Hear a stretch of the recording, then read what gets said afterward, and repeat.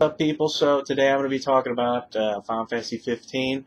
Some new footage has come out, and I really wanted to talk about it, what my thoughts were so far about the game. I'm coming in kind of like, I'm trying to be unbiased or anything towards this game, but I am a fan of the series, and, you know, I have certain expectations when it comes to a Final Fantasy game.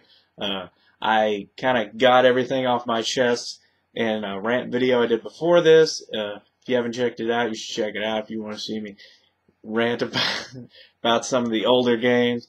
There's pretty much the games that led up to this game.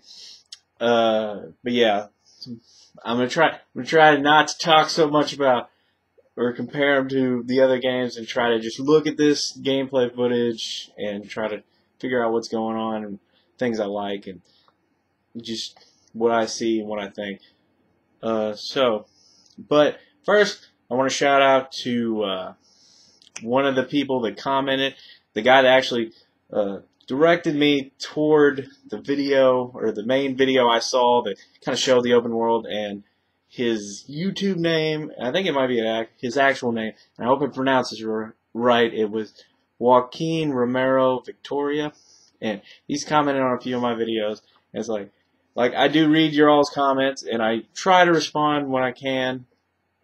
Sometimes I save the responses for, like, I might make a video and I might respond in the video, and I think I'm going to try to give more shout outs to people who give me ideas and everything like that, because I really do value when you guys bring me information or anything and kind of help me learn some more stuff that I may have missed and may not have known about, because I try to keep my ear to the ground as much as possible, but things tend to slip by, and like I said, I do make these videos kind of sporadically, so, you know, I don't always know everything that's going on all the time. And I just kind of do this as kind of a side hobby. I'd like to do more videos. I'd like to be more consistent, but it takes time, and you have to sit down, and everything has to be quiet, so it's just a lot of work. So I'll do them when I can. But anyway, we're going to talk about this video. First off, the world itself, like the new world in 15, from the footage I've seen, looks pretty huge. Like, very big, very open. Like, because the main footage is just like these dudes driving. It's like the main guy and his three bros are driving in a car.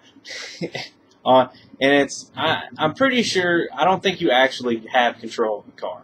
I think it's probably like a function, like you set your destination or something, and then, or you can like kind of control it. But because the car, like when it's moving, is very stuck to the road, and it's like, if a person was driving, there'd be some like natural swerve or something like that you think you'd see. Plus the main character sitting in the back, I think. I don't know. But yeah. But yeah, like the world itself looks pretty huge, and it's kind of a strange world when I look at it. It's because it's not like old school, kind of like, it seems more advanced than, you know, previous installments. Well, some previous installments, but it's like some of the things are strange to me, because essentially you have a world that's filled with monsters running around in this like kind of grassy area that they show. But then you also have like a gas station over here, and then you have like random buildings everywhere. And I'm like, how do these people prevent themselves from being attacked by these monsters that are running around? And then I was thinking, well, maybe that's something they explain in the game. Maybe like, because I know this game has something to do with crystals or something. Like, I don't know all the game details like so far. I only know little bits here and there. But I know it has something to do with these crystals, and I think there's these people that are trying to get the crystals, and I'm like, I wonder if whatever these bad guys are doing has caused these monsters to, like, spawn in this world. Thus, like, all these things that have been built weren't built after there were monsters, so people weren't having to defend themselves from them. And then there was another thing, like, during one of the scenes you see in the background, there's this big, like, I don't know, like a stone or something that's like glowing, and it's like kind of sticking out of the ground. And it reminded me of this older game which I cannot remember what the hell it was called, but it was like one of the first kind of RPGs for the Xbox 360. Oh god, I need to figure out what it is. But hey, there were these.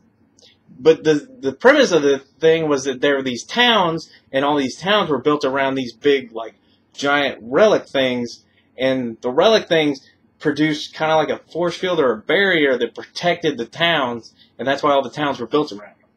And I'm wondering if there's maybe that's something that's going on, like each town has kind of a crystal that protects them from monsters, and then if you were to steal that crystal, it would throw shit into anarchy. So, I don't know. Like I said, these are all assumptions. I'm only going on vague details in other gameplay experiences. So, what I say is not absolute or anything like that. So, but these are just kind of assumptions. I probably do need to look into the story a little bit more. It is kind of funny. You've got your kind of typical anime 4-man group. Now, I don't know anything about these characters he's traveling with, but I'm going to go ahead and make a few guesses. We've got our main character, who's our typical, angsty dude. A main character is nothing without his angst and his kind of moody synth, like pretty much Sasuke from Naruto-esque personality. Then you've got your big bulky dude, the guy with the big sword, and he's probably big, tough, kind of quiet, but he's got like a heart of gold, pretty much Chad from Bleach. Then you've got your dude with glasses, who's your like technical strategist and kind of like keeps everybody in line, kind of very stern, very well poised, holds himself together. Then you've got your blonde dude. Blonde spiky hair dude looks kind of like Cloud. I'll give it that. I don't know. You could say that anybody with blonde spiky hair kind of looks like Cloud. He kind of looks like Cloud because that's just what Cloud looks like. But he's got like guns or something, and it's like he's probably like the Joker kind of best friend of the group.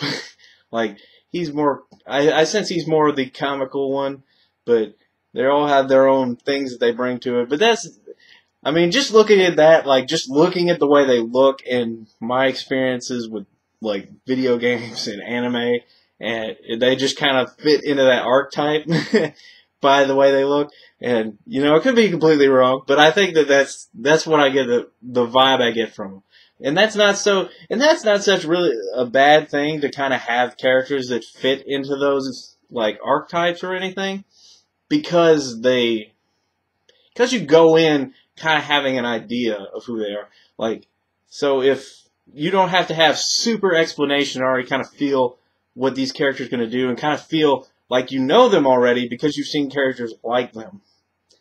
So, like I said, it's not a bad thing. It's kind of like when you play a lot of games follow kind of the same premises and the same types of stories, but they're different. Like, they have their own unique take on the story, but enough things are the same that it doesn't feel like you're lost, or you don't get too lost about what's going on. Like, there are probably tons of games where main character must save princess or must save girl, and it's like you get what's going on, even though the circumstances getting up to that may be different. It's just one of those classic stories, and classic does work. It's like, I'm not saying that people shouldn't try anything new or anything like that. I'm just saying the classic works for a reason. Now, you could completely mess up these types of things, but it's just, I don't know. That's just what I'm saying. I kind of got off on a tangent, but I do that a lot.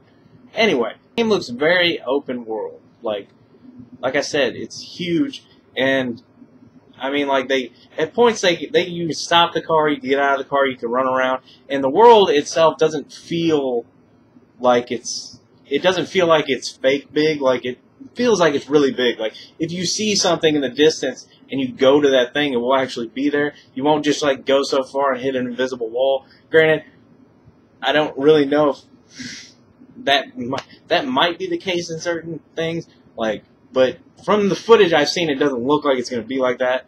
And it's like we're in a new console generation, So you kind of have more expectations when it comes to what, like how big a game can be and how much can be actually put into a game, because the systems can handle a lot more than they used to.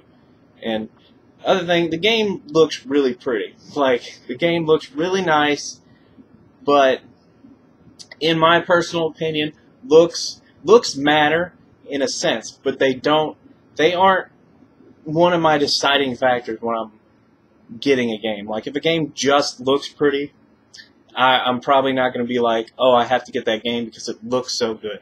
No, I have to get it. Like, for me, the main things are always, like, the big two are always gameplay and story. Now, you can have varying levels of this, but you have to have some sort of balance. You have to have some good balance. Like, some games may not have that great of a story, but the gameplay is really fun. Other games may have a really good story, even if the gameplay is kind of there. But gameplay is probably more important than story because it's what you're doing the most of the time. It's like the majority of the time in a game, you're playing the game. Like I did say in my other Final Fantasy rants or whatever, like 13 for instance, I didn't think the gameplay was good because the battle system essentially had you tapping the same button over and over again. And since in an RPG, there is a lot of grinding, there's a lot of doing, like, you battle repetitively all the time. Like, if you do not have a solid battle system in an RPG, the RPG will fail. You could have the best fucking story ever. Like, the greatest story. You could be crying at the end of it. But it just doesn't have, like, it's not that good of a game if the gameplay sucks. Because that's essentially what a game is, you know? It's not a movie. It's a game. So it's like, you have to have decent gameplay. You have to have good enough gameplay that you don't get just completely frustrated trying to get from point A to point B. Because that's how the story progresses. That's how you move through a story, is through the gameplay. So you have to have good gameplay. That's, from this demo, they do show some of the gameplay, like some of the battle system. The battle system seems to be very, like, solid real time. I mean, like, you transfer seamlessly into a battle. It's not like you see an enemy, you run into them, and it's like, and then you're in, like, a battle sequence. It's like you go and you'll see an enemy running around and you can fight that enemy. It is in real time, and I didn't see any really, like, kind of, I don't know, I guess, like, a lot of menus or pausing in menus and everything. So, like, you know, the traditional kind of turn-based style is kind of gone, and I feel like it's more like Kingdom Hearts. And so, some people like that. I personally like that because I like Kingdom Hearts. Not saying that I didn't like, you know, the older turn-based system like in 10. I think 10 had probably one of the best, if not the best, RPG like turn-based system in pretty much any RPG I've played, because they just nailed it. They just did everything right. They had, I don't know, they just had everything. They had, like, all the mechanics worked, everything. Like, all your characters had unique abilities and stuff, and you could switch in any character with any other living character you had at any time. So and all the characters, like I said, they had something that they brought that was different than the other characters, so you had a reason to switch. So if you had armored enemies, you'd switch to, like, Orange, you could take out armors, and then Waka did better against flyers and stuff like that. And I just think that's really good to have that type of system, because where, like, everybody's important and everybody has a unique role. So all your characters are unique in what they can do, so they're all different, so you learn different things about them. You learn it makes them more stand out from each other. Some of the other incarnations we've had, you can pretty much teach your characters anything, and that's good. That's good and bad in most ways. It's good because it allows you to use all those different abilities, but at the same time it's kind of bad because certain characters will be left out. But it's kind of limited in the older games because you were limited to a 3-party team. You couldn't switch out with anybody at any time, like in 10. So you only had these 3 people, essentially. I mean, you could switch them out outside of battle, but once you were in a battle, you only had these 3 people. and what they could do in that battle was all that you could use. So, I mean, there are gives and takes, like, but having the way that you could use everybody, you actually tried to use everybody, and you got to know them and their characters and how they fought and everything, as opposed to having the 3 people you liked and the other people you didn't really like that much, or you didn't like as much, and using those 3 people all the time. I think in 7 I used Cloud, Vincent, and Tifa were the 3 I used the most once you got everybody unlocked. And it's like, that's just how it worked. You pick the 3 people you liked, or the 3 people you wanted to use, and then you just kind of didn't use a lot. Some other people may have switched in and out like consistently, but I was never one of those people. So, I mean, that just kind of says something about the way that 10 changed it up, but did it in a way that worked really good. But anyway, I got lost talking about the older game. Like I said, it seems you go seamlessly into combat. It doesn't look like you control everybody. I think you just control your main character. And, like, I don't know, like, since you can't see what the person controlling the game is doing, like, they don't, like, zoom out and let you see what their hands are doing, so you get a feel on, like, how they're controlling the character, how the character's moving and everything. And I haven't played any type of demo or anything like that, so I don't really know. But from the looks of the way it works, it's like, the good thing about, like, this Kingdom Hearts type battle system is that, like, basically in 13 you could be sitting there tabbing X the whole time, and it wouldn't, and it's just like auto playing for you. But with this type of system, you could have limited button controls, but still have a lot more to do and a lot more strategy, because you can freely move your character around. Like in Kingdom Hearts, you could dodge and do all this stuff, so it keeps you on your toes and you're strategizing in a different way than you usually do. So you can be like dodging, and like you could have like a 1-button attack button, or like you could have like a light heavy attack. Maybe you have, I don't know if you could use magic. I don't know. But like basically you could limit the controls and still have a lot to do. Like, you could be engaged in the fight because you have to pay attention to what's going on. You have to pay attention to where the enemies are moving or how they're moving, so you can dodge out of the way, hit vital spots, stuff like that. So it changes the way. That's why it's different, basically. That's why it's different than 13. Like, yeah, you're just hitting the same button the whole time, but you're controlling what's happening as you hit that button. You're not just being like, boom, and then it auto picks all your attacks, and then it does it. You wait for the bar to fill up, and then you hit A again, and then it auto fills, and it's just like, I don't know. I just didn't like it. Some people liked it. I don't know why. I don't know why. I don't. I haven't had anybody explain. I haven't had anybody that liked 13 explain to me why it was good.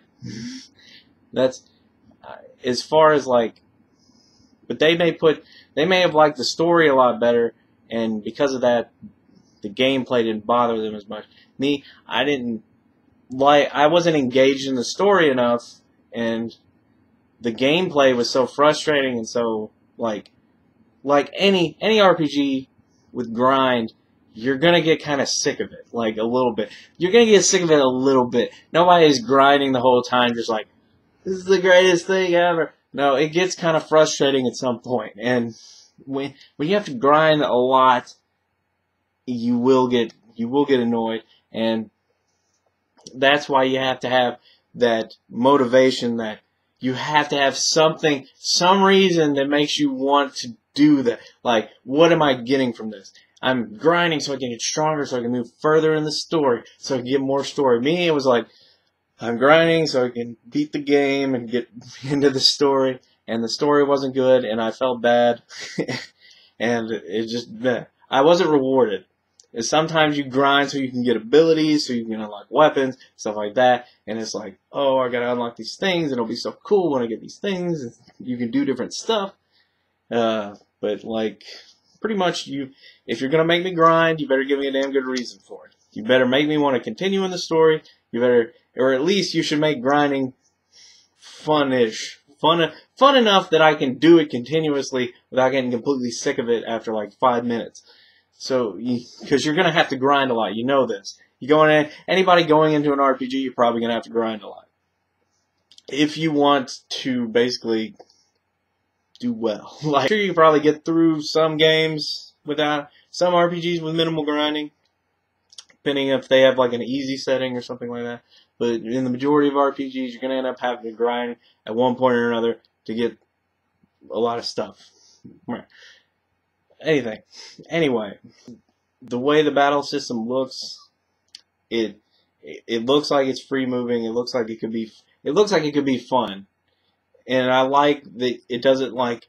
I like that you don't get pulled into a battle, because when you're using a battle system like this, you don't want to be like pulled away from the game to go to a battle area, like. So it's just, you're fighting in the environment that you're already in. It's not like you go and then you end up at this pre-made level where you can run around and do shit to fight the things, and then you come out and you're back in the field. I like how it makes it more realistic, I guess, as far as as far as all this stuff can go, I guess. I think it's a better way of doing it with that type of battle system, is just to have everything take place in the same world, where you don't have to pull yourself out of the game to battle and then come back. I don't know. I just think that's a better way of doing it, and it looks like that's the way they're doing it. Like I said, this game looks huge. There's a lot. I mean, it looks nice. It looks nice. It looks cool. It's huge. I mean, this is just one thing. Like this, basically this demo they've shown. It's just it only seems to be like, it doesn't look like it's the entire game, basically. Like, they're just running. This is kind of like the in-between town world, I guess. Like, the fields and everything. You're going from somewhere to somewhere else, and there's this big, expansive world around you that you can explore before you get to the place that you're supposed to be going. And I like games that will allow you to do that. It seems like it won't be as linear as 13 was. Now, some people could argue that like previous Final Fantasy games have been linear, but at the same time, you have to. When I say linear, I mean literally being in a hall, like having that hallway type gaming where you're here and then you run straight down a hall and then you're somewhere else, then you run straight down a hall and you're somewhere else, and that's what 13 felt like. And 13 was like that. There are many sections in 13. It may not have been the entire game, but 13 had a lot of sections where you did that. And you were aware of it. It's the problem. If a game is linear, it's one thing. If a game is linear and you are aware of it, and it slaps you in the face with it, and you realize, I've just been running down a hallway for 8 hours, what the fuck is going on? Like, that's when there's a problem. That's when there's something that needs to be addressed. That is the thing that I like about what's happening with this game, is that it seems like Square Enix is listening. They're like, people have problems with this, and we should fix it, and we should make the world more open.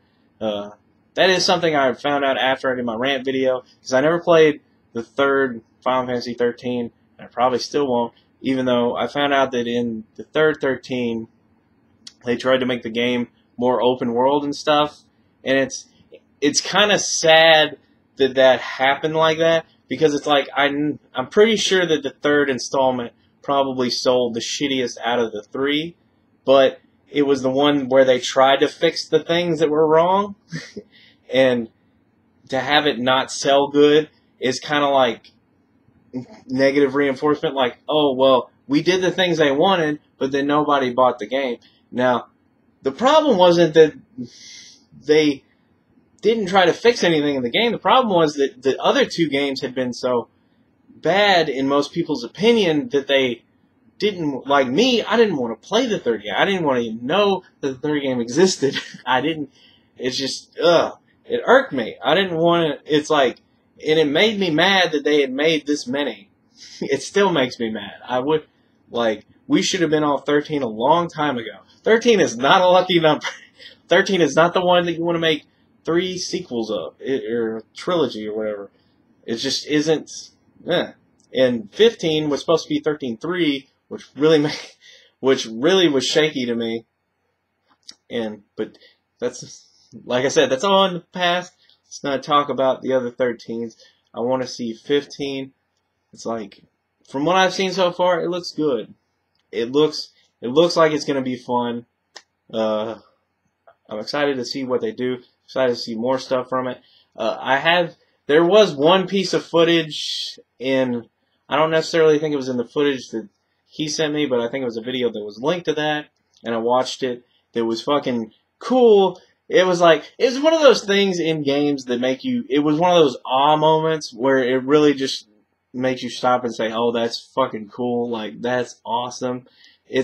They're driving along the road, and they're coming around this, like, mountain, and then the mountain starts moving, and then it has a face, and, like, the eyes open up, and it's one of those big turtle things. I want to call them Armatortis, God, I can't remember what they're called. They've been in other Final Fantasy, or that's what people think it is, I guess, but it's supposed to be one of those big turtle things, but it's as big as a fucking mountain. It's huge compared to, like, your character and everything. And you see it, like, wake up and, like, kind of start moving, and I'm looking at it, and I'm like, it's one of those things I'm in awe of, but while I'm in awe of it, I'm still curious to the fact that you get to fight the thing. Like, if you get to fight it, that just makes it so much more awesome to me, as opposed to, it just being part of the scenery. Like, it's there, and it just moves, but it doesn't really care about you, even if you attack it. I want to be able to try to fight that thing. That's the stuff that I grind the whole game for, get the, like, ultimate equipment, and I'm like, finally, I'm going to fight this giant turtle thing and see what the hell happens. Like, it's one of those cool things that you want to try. There have been giant monsters in all the Final Fantasies, and when you're fighting something that's huge compared to your character, and when you beat that thing, it just makes it so much more awesome. Like, when you fight Sin and everything, and I think even in 10, you were in the Xanarkhan ruins, and there were just these giant monsters like the behemoths and the giant flan and everything. And it was just cool to fight things that are giant. It just is. It's like, you feel so much more satisfied when you beat a giant monster. It's just like, because you're just this little dude, and you've beaten it, and it's awesome. But, I don't know.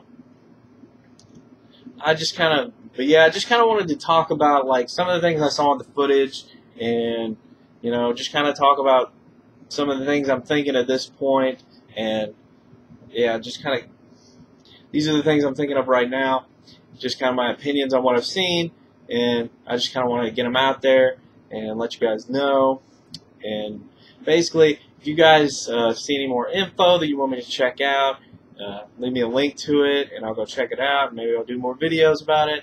And, if you have any questions in general about anything, or you have any ideas that you'd like to see me talk about or anything like that, just comment below. I've got a Twitter that I sometimes use. I've been trying to use it. It does have an interesting function, because I recently got a PlayStation 4, and it links. Like, I can share images that I take, or, like, videos, but I usually share, like, images. I got addicted at one point to taking Destiny selfies, where basically you just take pictures of yourself at different points in, like, Destiny, and it'll take, like, a screen cap, and I got some pretty good pictures. There's one picture of me, like, where, what is that thing called? Like, some archdemon, or archpriest or something. Can't remember, but he's like coming out, and then my dude's like standing right in front. I don't know, it just looks pretty cool. But yeah, Twitter's another way you can kind of like get a hold of me, and I try to post stuff about like kind of what I'm doing or what I'm thinking, and basically I try to keep in touch with you guys as much as I can, and like I said, it especially helps me when you guys give me ideas or anything about stuff, or point me in the direction of information that I may not have known about or missed, especially when it's like comes to a lot of my theory videos. You guys give me a lot of information, and I like reading your comments. I like hearing your opinions and everything. If basically my only thing, like when it comes to opinions, I like to know the why. Like some people like, if you liked, Final Fantasy 13 or that, and it's like you may totally disagree with me, and you have all the right to do so. Please explain to me why you like it. It may just be the story, I don't know, but I always like to hear the why, because I always like to see people's opinions and why they feel the way they feel, because then it opens it up to me, I guess. It may not change my opinion, but it helps me understand what other people are thinking a lot more. Better than, you just saying like, well, if you don't like what I like, you suck, or anything like that. It's like, because if you liked it, that's fine with me. Like, I'm not very judgy when it comes to things like this. I'm only giving you my opinion on things, and my thoughts, and what I think about everything. So, this is just my viewpoint. I don't claim to be the absolute authority on anything, or be right about everything, or anything like that. I just kind of give you my opinion, and it's yours to do what you want with. And if you want to give me your opinion, that's great too. So, yeah, I'll talk to you guys later, and see you.